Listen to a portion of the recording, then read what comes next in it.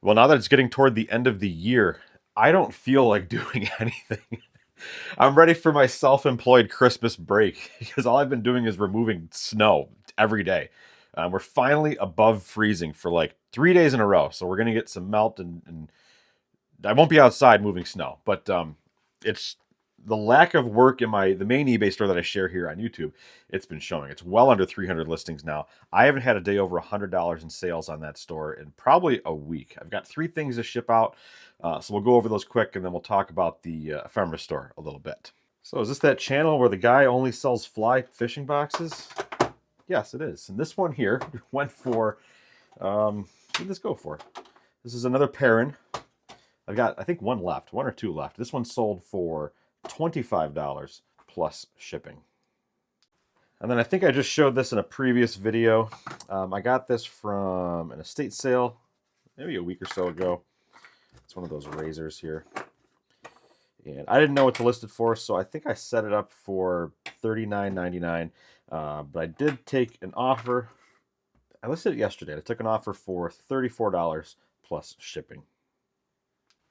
Oh, I love a good beer tray. This one here, Utica Club, natural beer on the way. This one here just sold for $19.99 plus shipping. All right, I'm gonna get the ephemera stuff here all pulled and packed. I'm not gonna show these on camera, but if you do want to see me going through the pieces that have sold, just drop a comment and let me know. All right, that is 27 orders for the ephemera store for $387.24. After shipping and selling costs, $226.65. Obviously, this is not 27 individual orders. Some people ordered quite a few. One person ordered 7, and actually his order is not here, only because he wanted to know if I had some more documents from this certain area, because this person buys them and donates them to the Historical Society, which I think is pretty cool. So I've got a few more that I'm going to let him know that I've got. And I think I actually have some more, and I'll give him a deal on it. So I'm going to bring this and the other items to the post office. Then we'll come back and talk a little bit about the ephemera store.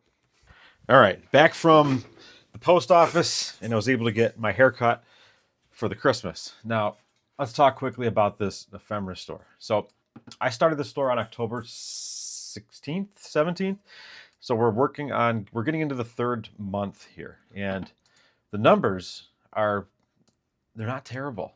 I'm kind of happy with it, considering the amount of work that was done. So I have a total of 2,604 listings in the store right now. Yesterday on List Easier, I did my subscription renewed, so I got another 1,000 listings, and I did 656 listings on the 16th, and then 267 on the 17th. So I've still got a few more before I hit that 1,000 mark. Not very many, but a few more. And the store itself, so I've sold 205 items for a total gross number of $3,745.83. After the selling costs, so the net sales, net of taxes and selling costs, I made $2,240.25. Awesome. It's paid for List Easier. It's paid for the scanner that I'm using. It's paid for all of the shipping materials and all of the shipping materials that are on their way, because I ordered a ton of the chipboard and the Stay Flat mailers. I got a few different sizes too, so I can start doing postcards and other things that can be shipped a lot cheaper using the eBay standard envelope. Now, something that's really interesting to me is this listing quality report, and it says that in ephemera category, ephemera 1900 to 20, listing condition used, it says there are 1,111 sellers in this category and this condition. It also says the same for 1920 to 39 used. There's 1,220 sellers in that category and condition. It's showing that my rank by sales is number 1 in both.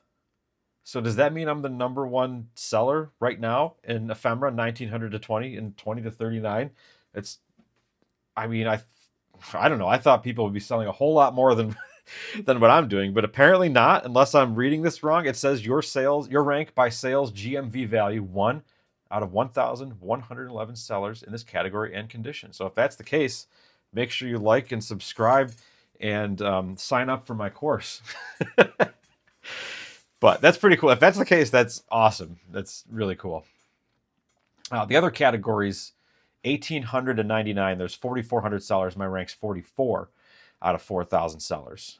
Pre-prohibition, listing condition used.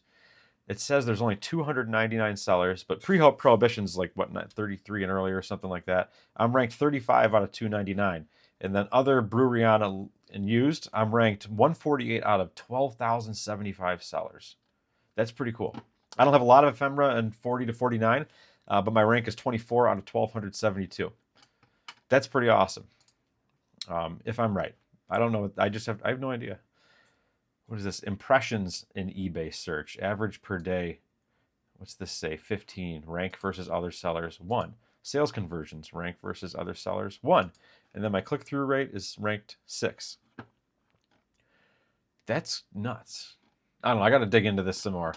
But it shows, it's upset with my number of photos here. It says I've got 1, and a lot of other listings I have 2. And what does it say it wants me to do?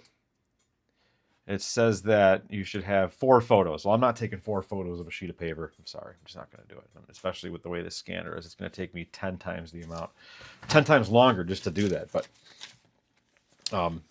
there's still quite a bit of ephemera to go through that's not as organized as what I've been doing. Because those things came out of their own binders. They were alphabetized, which makes it much easier for me to put in my inventory. And the rest of the stuff is just piled up. So I'm going to sort it by year. By 1920, 20 to 39, then alphabetize it and go from there. There are some cool pieces here. This is, what is this guy here? Is this showing up for you guys? I'm hoping this is showing up. I don't know. I can't tell.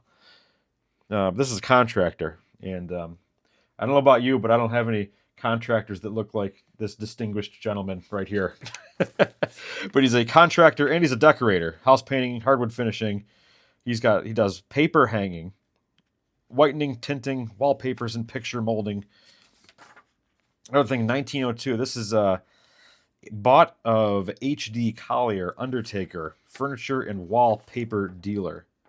What does this guy say he's got here? Use of tables, 33 cents. Office chair, $4.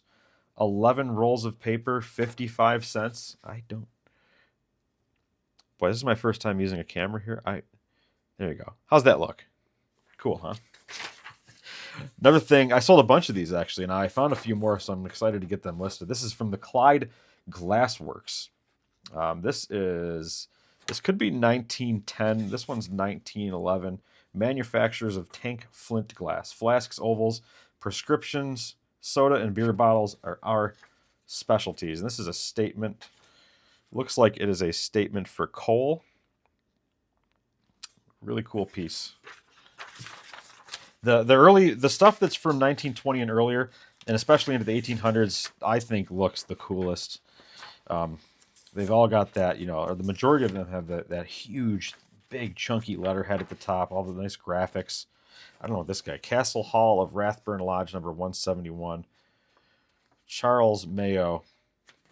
Meets every Monday evening. Another cool piece there. Some handwritten stuff. What else do we have here? The Murphy Varnish Company in 1918. Boy, I got a bunch of these here. This one's typed out, signed by a purchasing agent. Very small piece of paper, but it's got that nifty letterhead at the top. It just looks really cool. Nice graphics. What is this? This is your city, county, and state tax of 1911. Worcester, Massachusetts, September 1st, 1911. This person paid $178.68 in tax. Street sprinkling, $8.66. Moth extermination? What the heck is that all about? I don't know. Maybe some of you that are more informed about this stuff or know about it a lot more than me can tell me what if moth extermination was part of your taxes back in the day. Boy, lots of the Murphy Varnishing Company. I'll have to get those listed. Here's a nice little thing here. This one looks like this could have been a sheet from a pad from a hotel that you'd write something for a note. The Arlington Hotel, European plan, 260 rooms, 180 baths, and it's absolutely fireproof with Grinnell automatic sprinkler system, art gallery with 150 oil paintings. I've actually seen these Grinnell sprinkler systems. They were in a it was in a building that I worked at that had no heat, and the water came in through this one area, and all of the sprinklers, the entire sprinkler system was dry. And when this one piece broke, it would basically rush the water through the building. And they kept it they had it that way because the building had no heat, so the pipes would have froze and burst. That's this one right here, the Arlington Hotel. Very cool looking. And this person had a notepad at his shop here. It must have been, it's the E.J. Northrup, manufacturer and dealer of fine cigars. I do like cigar stuff. Do I need to keep that? I don't know. All right, we're probably going to cut this one short because I don't feel like doing much. I'm going to bring this massive pile of ephemera into the house here and start going through, sorting some stuff, see what I want to list, what I don't want to list, because there is a lot. There's a few more piles just like this where they're just not really sorted very well. Some of them have some water damage, and we obviously don't want to sell those. Like this one here, you can see it's got some stuff on it. That one might be okay to sell, but there's some booklets in here, some pamphlets. There's all sorts of just interesting stuff aside from the single sheets of paper that I've been listing. So that's going to be it for this video. Thank you all for watching, and I'll see you in the next one.